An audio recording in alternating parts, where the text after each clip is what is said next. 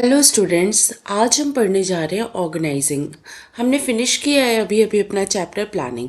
Planning में क्या था? सपोज करिए कि हम कोई एक अच्छा सा अपना ऑर्गेनाइजेशन ओपन करने जा रहे हैं। ओके, कोई कंपनी ओपन करने जा रहे हैं। अब कंपनी में पहले तो हम प्लान करते हैं, तो हमें करना क्या है उसमें हम प्लान करते हैं। ओके, पेपर वर्क करते हैं, देखते हैं कि हमने हमारा ऑब्जेक्टिव क्या है, हमारा एम क्या है। अब नेक्स्ट स्टेप आता है, उसको डिसाइड करने के बाद, अपने एम को डिसाइड करने के बाद हम ऑर्गेनाइजिंग करेंगे।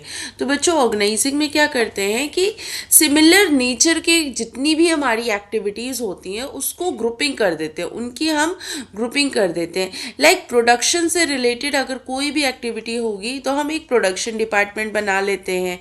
सेल से रिलेटेड होगी तो हमारा सेल्स में जाएगा। फाइनेंस रिलेटेड होगा तो हम फाइनेंस का डिपार्टमेंट बना लेंगे। ओके, तो इस तरीके से हम चीज़ों को ऑर्गेनाइज कर लेते हैं, उनको अलग अलग कर लेते हैं। कहने का मतलब सिर्फ और सिर्फ ऑर्गेनाइजिंग में यही है। क्लियर है? तो लाइक आप अपने घर में एक देख लीजिए, घर भी तो इतने अच्छे से ऑर्गेनाइज होता है। शू एरिया अलग होता है, शू रैक अलग होता है, वहाँ पे हम शूज़ रखते हैं, है ना। बेडरूम अलग होता है, लिविंग रूम अलग होता है, डाइनिंग रूम अलग होता है।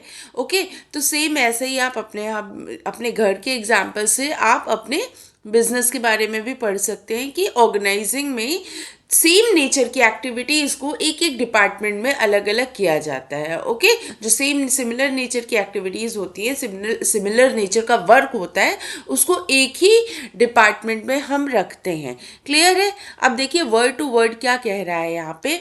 Once the plan have been laid down an objective is specified therein, the next step is to organize resources in a manner which leads to accomplish the objectives. Okay, तो वही बात है अभी जो हमने करी कि एक बार प्लानिंग हमने कर ली, हमारे ऑब्जेक्टिव्स डिसाइड हो गए, तो हमारा नेक्स्ट स्टेप है ऑर्गेनाइजिंग। तो हम अपने रिसोर्सेज को इस तरीके से ऑर्गेनाइज करते हैं कि जो हमारे ऑब्जेक्टिव्स को अचीव करने में हमारी मदद करे। क्लियर है? अब देखिए नेक्स्ट क्या कह रहा है। Organising can be defined as a process that initiates implementation of plan by clarifying jobs and working relationship, effectively deploying resources for attainment of organizational goal। ठीक है, तो ऑर्गेनाइजेशनल जो गोल है उसको अचीव करने के लिए हम बहुत अच्छे से अपने जो सिमिलर नेचर के वर्क होते हैं उसको क्लियर करते हैं कि उनका एक एक अपने डिपार्टमेंट से, जिससे कि वर्किंग प्रोसीजर जो है हमारा वो काफ़ी स्मूथ हो जाए, काम करने में कोई दिक्कत ना आए और हम अपने ऑब्जेक्टिव, अपने गोल की तरफ आगे बढ़ सके। क्लियर है? तो ये हमारा ऑर्गेनाइजिंग कहता है। धीरे धीरे आगे बढ़ते जाएंगे और आपकी प्रॉब्लम ऑर्गेनाइजिंग को समझने की धीरे धीरे और अच्छे से सॉल्व होती जाएगी। ओके, तो नेक्स्ट स्टेप है हमारा step in the process of organising. क्या क्या स्टेप होते हैं ऑर्गेनाइजिंग में? ओके, तो फर्स्ट हमारा स्टेप है identification and division of work. First हमारा है identification and division of work. Okay, next है हमारा departmentation, assignment of duties, establishing reporting relationship. Clear है? तो इसको वन बाय वन डिटेल में पढ़ेंगे और देखेंगे कि ये क्या है। Okay,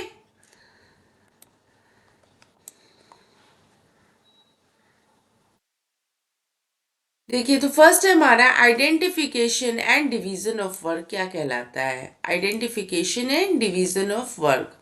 Okay, the first step is in the process of organizing involves identifying and dividing the work that has to be done in accordance with previously determined plans। जो हमने प्लानिंग में प्लान किया था कि ये काम ऐसे ऐसे करना है ना, उसी को देखना, उसको समझना और वर्क को, जितने भी वर्क है सिमिलर नेचर के वर्क हैं उनको अलग अलग हम अब हमें डिवाइड करना है।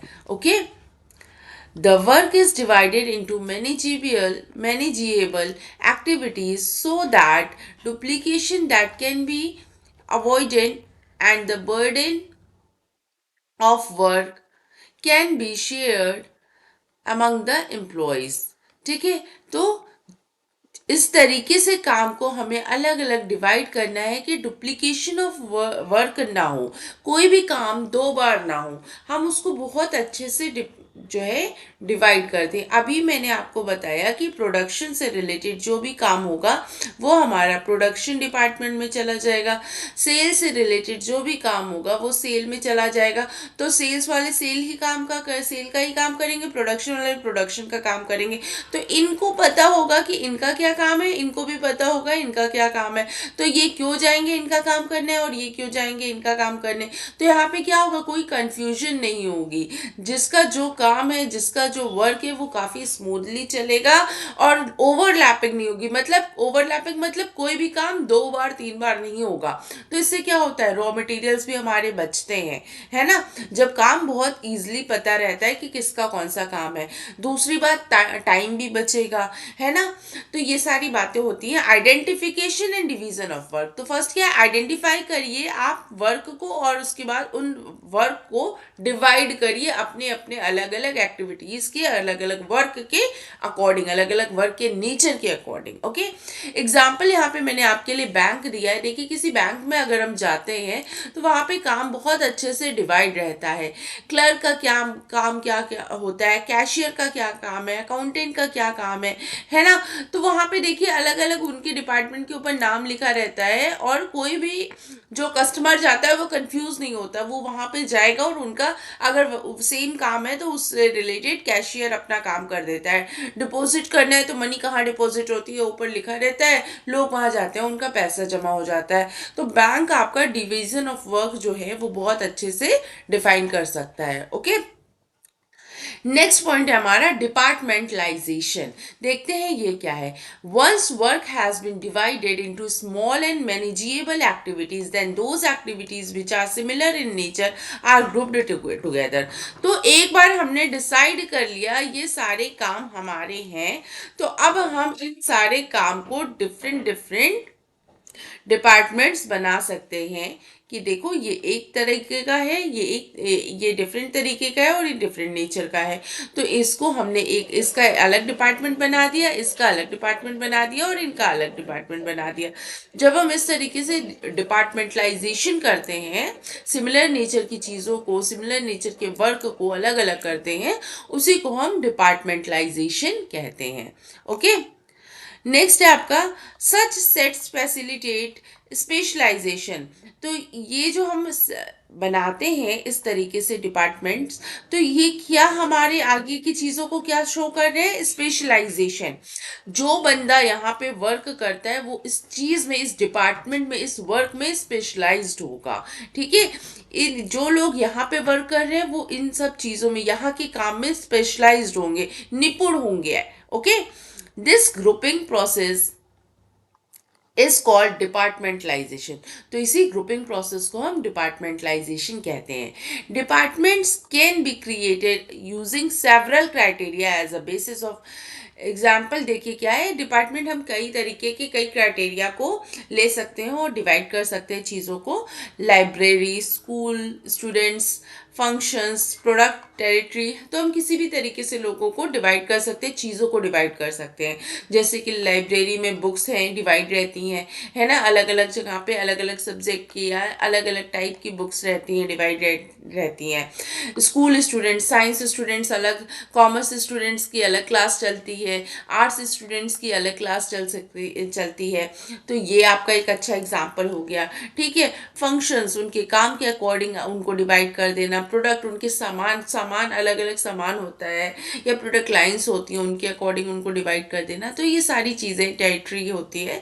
तो ये सारे आपका एग्जाम्पल है, इसको आप काफ़ी अच्छे से मान लीजिए। कोई भी अगर आपका एक टॉपिक आ जाता है एग्जाम में, तो आप उसको, उस टॉपिक को उठाइए और ये सारे जो पहले तो इम्पोर्टेंट पॉइंट्स आप डिस्कस करिए, उसके बाद आप ये सारे एग्जाम्पल्स को खूब अच्छे से एलैबोरेट करके समझा सकते हैं। ओके, तो थर्ड पॉइंट है हमारा असाइनमेंट ऑफ ड्यूटीज। अब देखते हैं असाइनमेंट ऑफ ड्यूटीज क्या है। It is necessary to define the work of different job positions and accordingly allocate work of various employees. तो अब हमें क्या करना है कि अभी तक हमने काम को डिवाइड किया है, अब वहाँ पे जो लोग रहेंगे, जो लोग काम करेंगे, उनको भी तो डिवाइड करना है। तो असाइनमेंट ऑफ ड्यूटीज, अब लोगों को डिवाइड करना है, उनकी ड्यूटीज को, उनके काम को भी अब हमें एलोकेट करना है. Okay, once department have been formed, each of them is placed under the charge of an individual. तो हर एक बंदा एक बंदे के चार्ज में, अलग अलग लोगों के चार्ज में प्लेस कर दिया जाता है. इनका एक डिपार्टमेंट है, ये इस डिपार्टमेंट के हेड होंगे और इनके अंडर में ये 3-4 लोग वर्क करेंगे. ठीक है, तो ये इनका एक अपना डिपार्टमेंट हो गया. तो देखो पहले क्या हुआ, हमने काम को डिवाइड किया, फिर क्या हुआ, हमने अलग अलग डिपार्टमेंट्स बना लिए. अब डिपार्टमेंट बना लिए तो इस डिपार्टमेंट के अंडर अंदर भी तो लोगों को हम ड्यूटीज देंगे, है ना. उनको भी अलग अलग ड्यूटीज को, वर्क को हम डिफ्रेंशिएट करेंगे. तो ऐसे ही हमने उनकी स्पेशलाइजेशन के अकॉर्डिंग उनके काम को हमने डिवाइड कर दिया है. ओके, तो असाइनमेंट ऑफ ड्यूटीज यही है.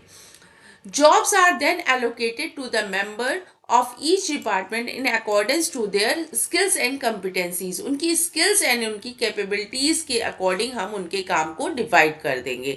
It is essential for effective performance that a proper match is made between the nature of a job and the ability of an individual. तो ये बहुत ज़्यादा ज़रूरी है कि आप बंदे के, किसी पर्सन के परफॉर्मेंस के, एजुकेशन के, इन सब चीज़ों की, उसकी नेचर की, उसकी जॉब वर्क की, उसकी एबिलिटी के अकॉर्डिंग आप उसको उस डिपार्टमेंट में रखिए. ओके, जिसकी जैसी स्पेशलाइजेशन होगी, जिसकी जैसी क्वालिफिकेशन होगी, उसको उसी काइंड ऑफ वर्क में हमें रखना है. The work must be assigned to those who are best fitted to perform it well. तो उन्हीं लोगों को दिया जाएगा जो उसको बहुत अच्छे से काम को कर पाएंगे. ओके, हर किसी को कुछ भी काम नहीं दे दिया जाएगा. लाइक कॉमर्स टीचर को कह दिया जाए आप साइंस पढ़ाइए, और साइंस टीचर को कह दिया जाए कॉमर्स पढ़ाइए. ये बेस्ट एग्जाम्पल होगा आप लोगों के लिए समझने के लिए, असाइनमेंट ऑफ ड्यूटीज के लिए. ओके, तो जो पर्सन जिस चीज़ में स्पेशलाइज्ड है उसको वैसे ही वर्क दिया गया है.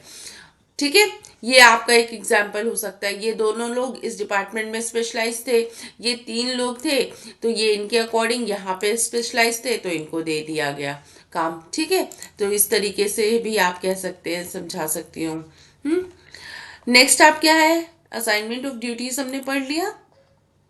लास्ट हमारा है establishing authority and reporting relationship. देखिए establishing authority and reporting relationship क्या होगा.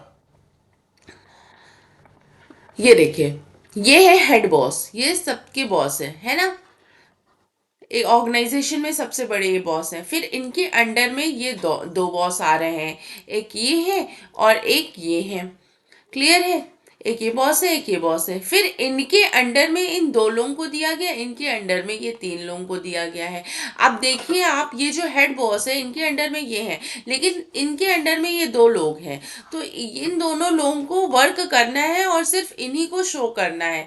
ये दोनों लोग वर्क करके इनको शो करने नहीं जाएंगे, क्योंकि ये दोनों जो पर्सन है ये इनके अंडर में है.